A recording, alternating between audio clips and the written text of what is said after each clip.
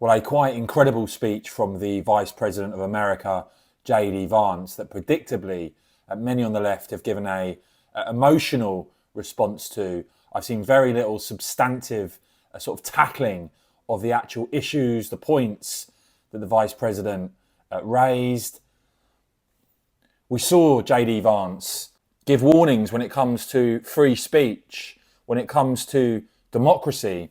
And I think ahead of the German election, it shows you how much power is shifting now, that J.D. Vance not meeting the current German Chancellor Olaf Scholz because, well, the Americans don't think he's going to be Chancellor for much longer. But he did meet the AfD leader, Alice Weidel. And I will play some of what J.D. Vance had to say at the end of this video. But particularly when it comes to immigration, there is an issue that many on the left are just not listening. There is a reason now that in Germany, you're heading into this election, immigration is the number one issue. It is way ahead of the economy. It is way ahead of any other issue. Half of Germans, 50%, saying it's not just a case of there being too much immigration, but it has been actively bad in recent times for the country. Just 13% of those in Germany feeling that immigration over the last 10 years has been generally good for the country. And just look at what has gone on in Germany recently. An Afghan man with suspected jihadist motives going on trial, 5 wounded, a policeman killed. The suspect not being tried as a terrorist, the prosecutors charging that he sympathised with Islamic State. Saudi Arabia warning Germany about the suspect in the Christmas market attack. This person arriving in Germany in 2006, granted refugee status 10 years later. Another knife attack in Germany that saw 2 people recently killed, including a child, the suspect, an Afghan national arrested near the scene. Even the German Chancellor Olaf Scholz demanding to know why the suspect had been allowed to stay in the country. Another recent attack that you saw in Munich, now suspected of being religiously motivated. That suspect, an Afghan asylum seeker. That is what Germany has just seen recently. And so this is what Vice President Vance had to say. Watch this and let me know your thoughts in the comments below, please.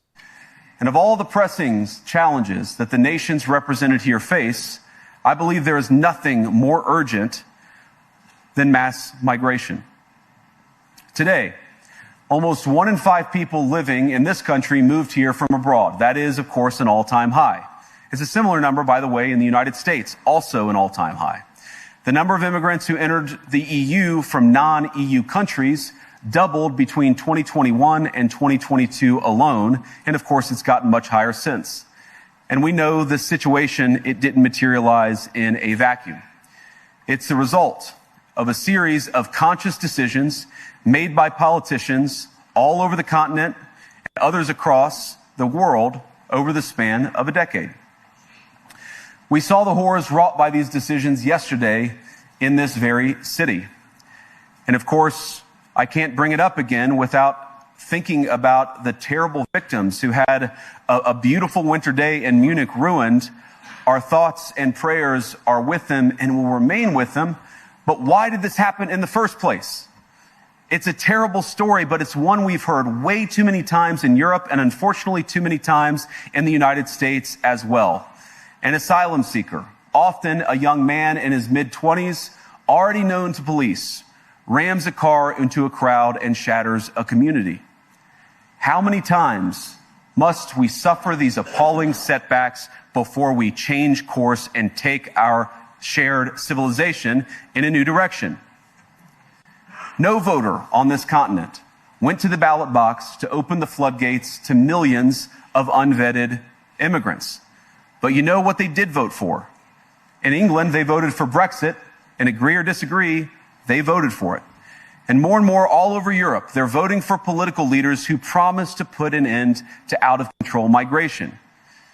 Now, I happen to agree with a lot of these concerns, but you don't have to agree with me.